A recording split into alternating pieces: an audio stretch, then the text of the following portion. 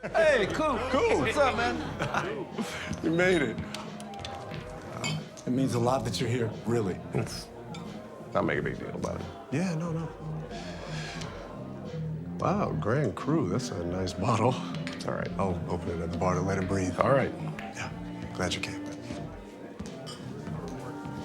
Captain Kirk's toilet. This is a nice development. It's about time you listen to me and let this go. I'm not letting anything go. That guy took my wife. I'm not letting him take my friends, too. That's the spirit. How drunk are you? Well, let's see. I'm 7 figures over budget on a renovation. My in-laws are moving to the U.S. to be closer to us, and my largest, most profitable client threw a hand grenade into his career. I won't pay his bills. So, pretty f***ing drunk. Question is, why are you not? You make a good point.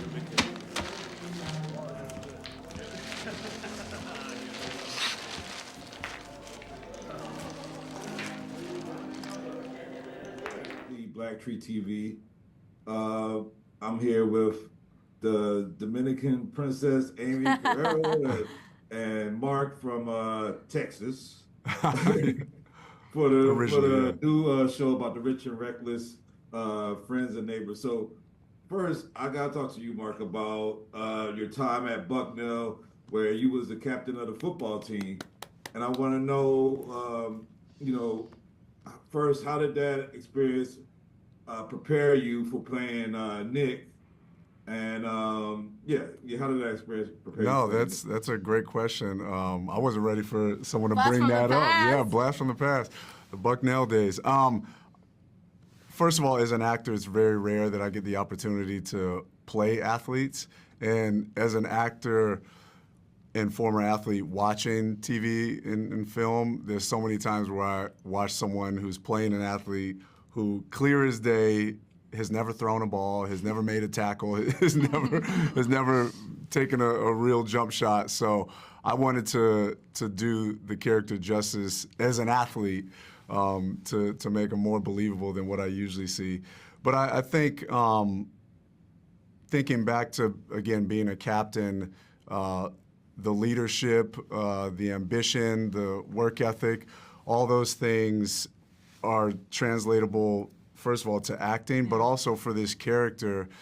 There's no way Nick would be amongst, these other affluent folks who are in banking or, the stocks world without being ambitious and without having the work ethic he had to not only be a successful NBA All-Star, as a professional athlete, but then be successful as a businessman and entrepreneur afterwards. So for me, it was a perfect marriage for bringing the character to life.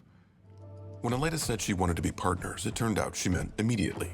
So now I would be committing felonies with the housekeeper of the man who was sleeping with my ex-wife, which, if nothing else, was a pretty good indicator that my little enterprise was already spinning out of control. On the other hand, it was never a bad thing to have some backup. Hey, whose car is this? It's Nick's for errands. Nice touch. What's that? Wi-Fi jammer. Kills the cameras. You got gear. Right tool for the right job. And Aimee, I gotta take you back to what earlier fire role you did for the Americans, where you played this Sandinista freedom fighter. I think her name was Lucia. Yeah, that's right. I love how he's bringing up blast from the past. I love it. How did that experience shape the way you approach roles like Elena and like, do you find any similarities to those characters? It's funny. I'd never thought about it, but they do have a lot of similarities. I think with on the Americans, obviously she was like a rebel fighter, for the underdog political group in her country, and I think, but it is, everything inherently is sort of always a societal mirror. It's always kind of political, and I think with Elena, she's fighting on a personal level more so than like a big political, like ideological level. But at the end of the day, all the little fights that she takes on for her family, for her parents that are in DR, for her brother who keeps getting into trouble, you know, that's all for, in her mind, a greater good. So yeah, I think that there's something I'm sure that has like bled into that character from osmosis, like through osmosis. But yeah, I think they're both like very ambitious women, and one of them is willing to die for a political cause, and the other one is willing to do anything to get ahead and to make her family's life better. I love the series. I think it's a good look at rich people problems, and for us people watching from the cheap seats, it's just very funny and interesting. You both play great parts. You know, Mark, stop stealing people's friends.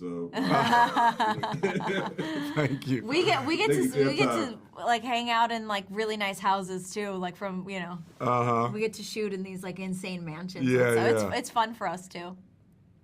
Thank you guys. Everybody's gonna love the show. Thank you very much. Thank you. We really appreciate you.